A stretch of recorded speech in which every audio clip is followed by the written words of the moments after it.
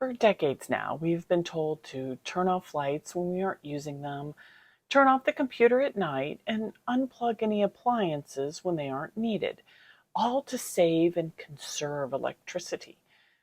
Now, those same people are telling us the only way to save the planet is to buy cars that we plug in and use on electricity.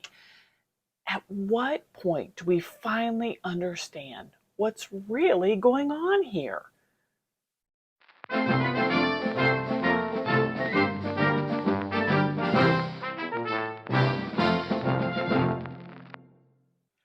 Rosie the Riveter here, dropping more truth bombs to blow your mind. Now, I'm old enough to remember the huge campaigns companies and the government engaged in promoting electricity conservation and Earth Hour, an event organized by the World Wildlife Foundation in an effort to give the planet a break. What was the goal? To encourage people to reduce the fossil fuels being used to generate electricity, reduce the carbon footprint, and reduce climate change.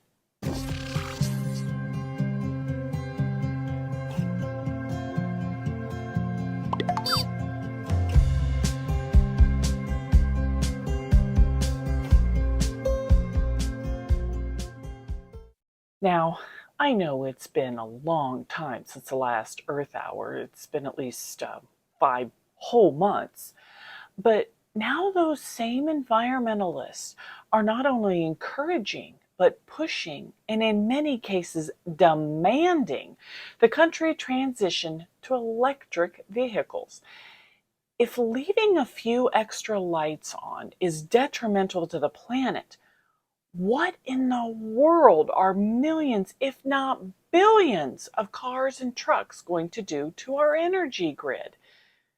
Are these people this stupid, or is there another underlying motive here?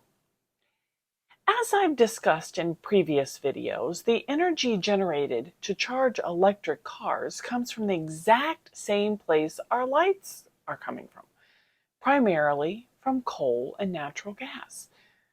That doesn't even include the massive amounts of energy used to mine the precious metals and materials needed just to make the batteries, and not to mention the use of those rare items themselves. I've also pointed out that the country is nowhere close to having the infrastructure to support an electrical vehicle driven transportation system. Those links are in the description down below. I'm beginning to wonder, is there no one out there who supports the Save the World, Use Less Energy movement that finds the new electric vehicles only agenda maybe a little contradictory to what they've been fighting for all these years? Having 4 extra lights on and a toaster and microwave plugged in is going to cause fires, tornadoes, floods, and hurricanes because of climate change. But millions of electric cars plugged in across the country will save the environment? I worked in factories that could get over 100 degrees. Then I would do my duties on the farm in the scorching heat as well. We didn't have the comforts of air conditioning in my day and the relief from the heat. It's why we sat out on our porches and had conversations with our neighbors. We were escaping the heat from the houses. We didn't have the luxury of running inside when it got a little warm to be pampered by cool air. It was hot, darn hot at times, but we survived because we were used to it. Civilized worlds aren't used to it anymore, and they can be manipulated to believe that it's getting hotter. Now, I am thankful for the comforts of air conditioning brings to us, but let me tell you, the earth is not getting hotter, at least in any amount of concern, because of it. I know, I lived it. We're being lied to. Now, some try to justify their hypocritical viewpoints by claiming we have environmentally friendly energy sources such as solar and wind, so it is all great. However, we know those sources can't handle the energy needs we have now. How in the world are they going to handle the influx of electric vehicles? Hint, they won't, and they know it. Blue states are asking residents to limit, and some are outright controlling the thermostats in thousands of homes because the energy grid is already overloaded. So, hey, let's add hundreds of thousands of cars to the grid too.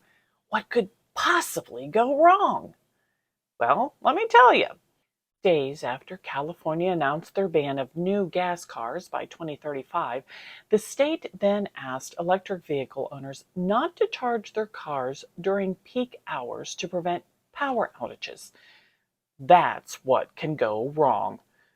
Now, nuclear is a very viable replacement for fossil fuels, but environmentalists refuse to even discuss it, let alone allow it. There hasn't been a new plant built in America in decades, and the ones that we still have are deteriorating quickly as environmentalists are demanding their closure. Yet, even the massive progressive Democrat California Governor Gavin Newsom is doing all he can to save the last plant in California because he realizes his green energy is not up to the task. Solar and wind can produce energy as long as the sun is shining and the wind is blowing. But what happens on sunnyless days? Or when Harvard, Bill Gates, and the World Economic Forum block the sun like they are working to do because, you know, the sun is causing climate change? What do you do on those days when the wind just isn't blowing? Energy must be generated on an endless, consistent basis because it is constantly being used. Alternative sources are not there yet, and they may never be. Now, personally, we've looked into solar panels, but our house placement is not conducive for it. They are not cost effective, and they wouldn't generate what we would need to make them practical anyway. Likewise, do we all need to put windmills in our backyard? The bird population would be extinguished. My husband and I have a gas generator. You know when we use it? When bad weather or other issues knock out our electricity. Pretty much the same time alternative sources would be hindered as well. What will the millions of Americans like me do when we can no longer get gas for our generators to run our essentials until the electricity is restored? And as is happening in California right now, if we can't get gas for our generators, how are we going to charge our electric vehicles when the electric grid is overloaded? Here's what I think. This is not about solving a problem or working in the best interests of the American people or the people of the world for that matter. It is not about saving the environment. It is about power, but not electric power.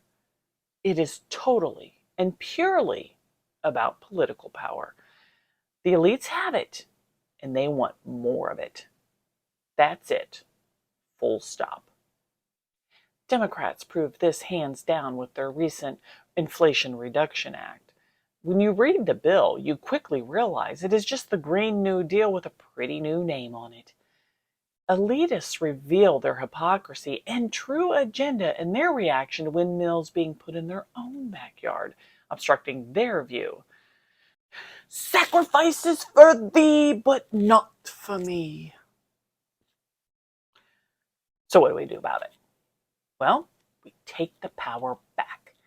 We find good, solid constitutionalists, and we have them run for office, and we vote out these elitists who are pushing their garbage legislation and regulations on us. We must demand that they adhere to the Constitution, not Klaus Schwab, George Soros, Bill Gates, and the World Economic Forum. Refuse to be influenced by the millions of dollars dumped into the election cycle and vote on policies, not hit pieces paid for by those who are making billions on the Green New Deal agenda. The country is supposed to have a government of the people, by the people, and for the people. And it's time we start acting like it, and we, the people, need to take back control before communism destroys us forever. But that's just my 2 cents. What do you think? Leave your comments down below and hit the notification bell to see new videos when they are uploaded. You can find all my videos along with more truths and facts in my liberating letters on thefactspaper.com, as well as hundreds of links to articles combating fake news and propaganda. Don't lose heart. We are winning. America will be great again. We can do it.